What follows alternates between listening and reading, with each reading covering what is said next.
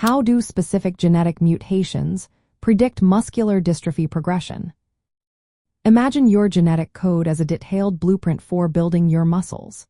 When there's a mutation or change in this blueprint, especially in the gene that makes a protein called dystrophin, it can influence how quickly muscle weakness develops and how severe it becomes. In muscular dystrophy, particularly Duchenne muscular dystrophy, the type and location of these mutations are key to understanding the disease's course. The dystrophin gene is enormous and complex.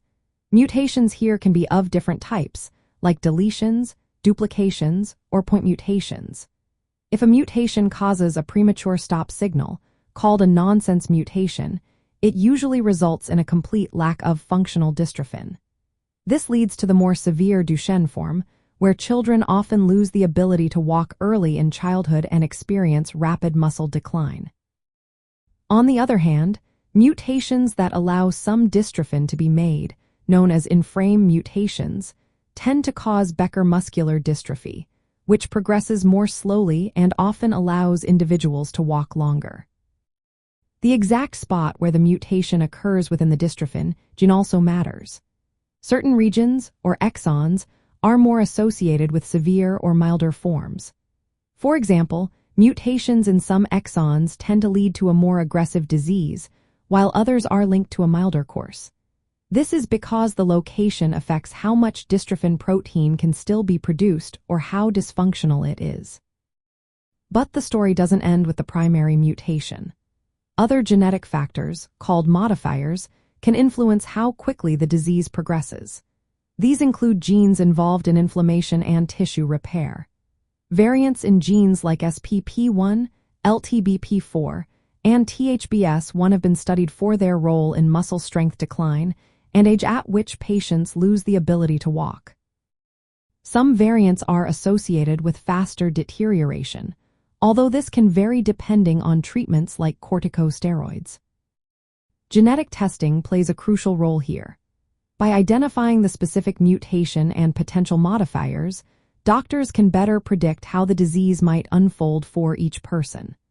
This information helps in planning personalized treatments and can determine eligibility for targeted therapies that aim to restore dystrophin or slow down muscle damage.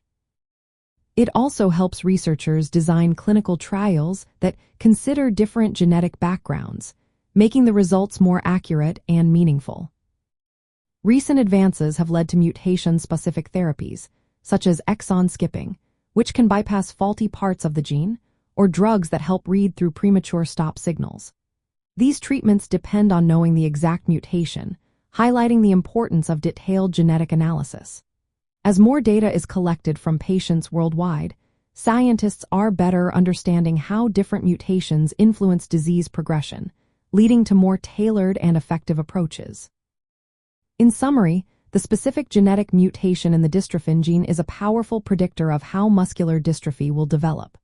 The type and location of the mutation determine how much dystrophin protein is produced and how functional it remains. Additional genetic factors can speed up or slow down muscle deterioration. Genetic testing provides vital insights, guiding prognosis, personalized treatment options, and future therapies. Always remember, each person is unique, and consulting healthcare professionals is essential for personalized medical advice and care.